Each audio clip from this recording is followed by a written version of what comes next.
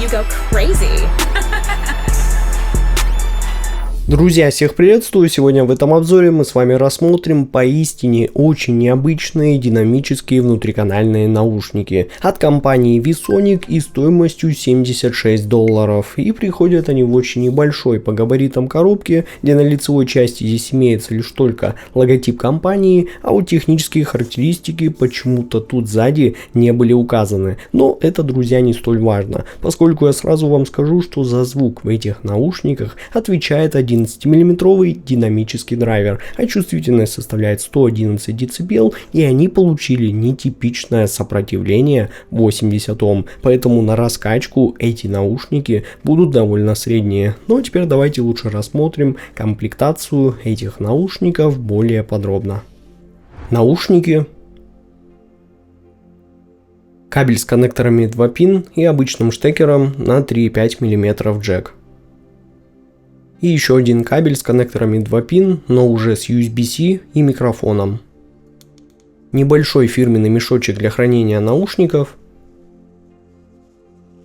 Один набор силиконовых амбушюр.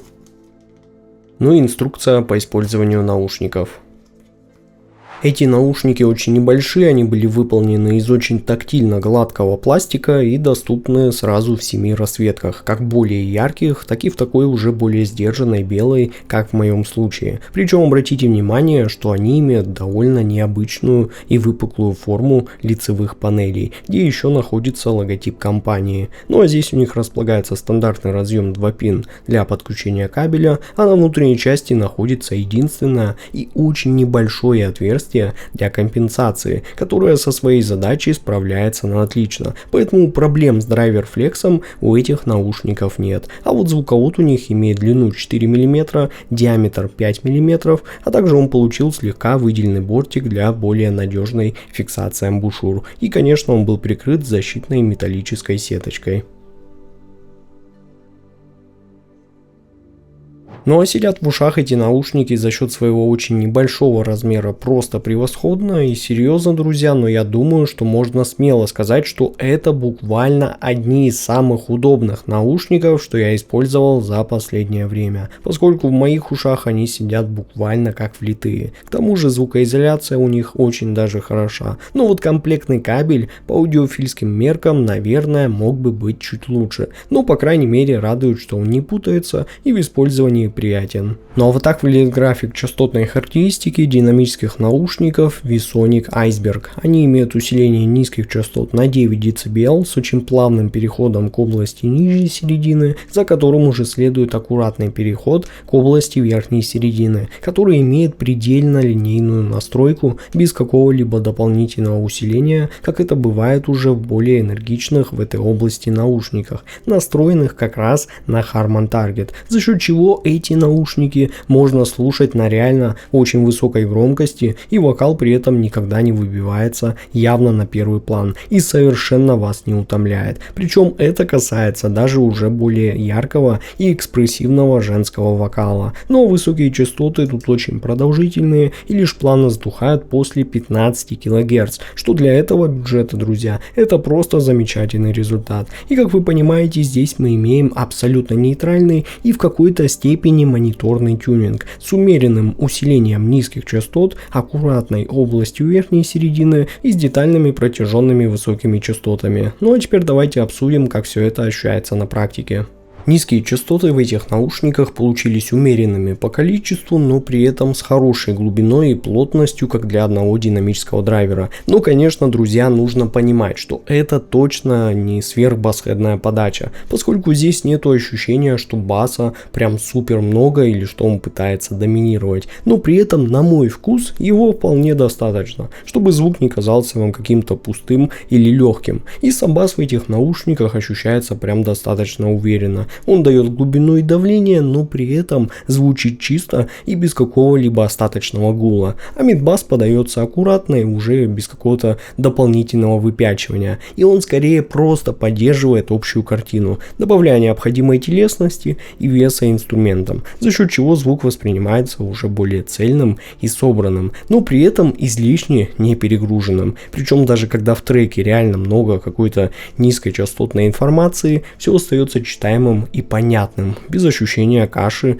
или какой-либо смазанности. И вот тут отдельно хочется отметить сам характер баса, который звучит очень прозрачно и был хорошо проработан по текстуре, за счет чего ты начинаешь различать саму структуру удара, его форму и наполнение, и низ воспринимается уже более живым и естественным, и в итоге низкие частоты воспринимаются как плотная, аккуратная основа всего звука, без каких-то перегибов в сторону басхедного количества, но с хорошей глубиной, контролем, приятной текстурой и довольно чистой подачей. Ну а средние частоты подаются очень спокойно и сдержанно, без какой-либо агрессии или дополнительного напора, и они скорее получились расслабленные, с нейтральным и слегка аналитичным характером, но при этом достаточно прозрачные и с хорошей читаемостью. Каждый инструмент и голос воспринимаются четко и без какого-либо размытия, да и голоса тембрально, к моему удивлению, звучат в этих наушниках естественно и вообще без какой-то лишней окраски. А вот инструменты, несмотря на некоторую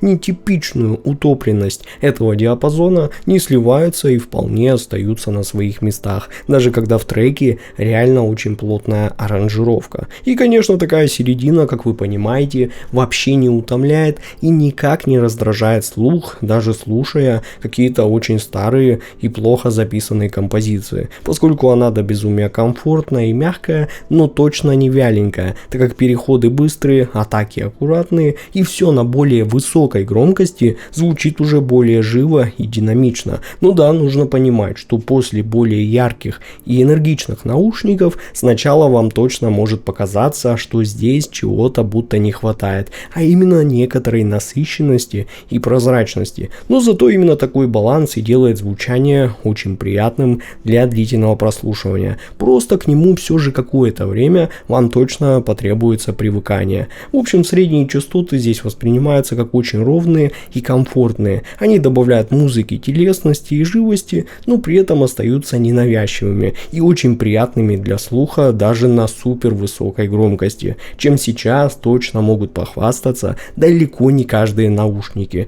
например с Harman настройкой. А вот Iceberg идут уже совсем по другому пути. Но высокие частоты тут реально удивляют, особенно если держать в голове, что это бюджетные динамические наушники, и они звучат довольно детально и чисто, с хорошей проработкой всех мелких нюансов, но при этом подаются без резкости и каких-то неприятных шипящих оттенков. И на мой слух высокие частоты здесь подаются даже скорее слегка в светлую сторону и с небольшой аналитичностью, что позволяет вам легко различать послезвучие, реверберацию и различные какие-то нюансы на фоне. И все это делает звучание уже более прозрачным и воздушным. При этом такой верх словно аккуратно был интегрирован в общую картину, поскольку он никогда не перебивает ни низкие, ни средние частоты, а лишь подчеркивает детали и раскрывает пространство записи. И даже быстрые, насыщенные треки звучат чисто, все инструменты читаются, и вам легко слышны легкие нюансы ударов по тарелкам, шорохи струн или дыхание вокала, но при этом ничего вообще никогда здесь не раздражает ваш слух.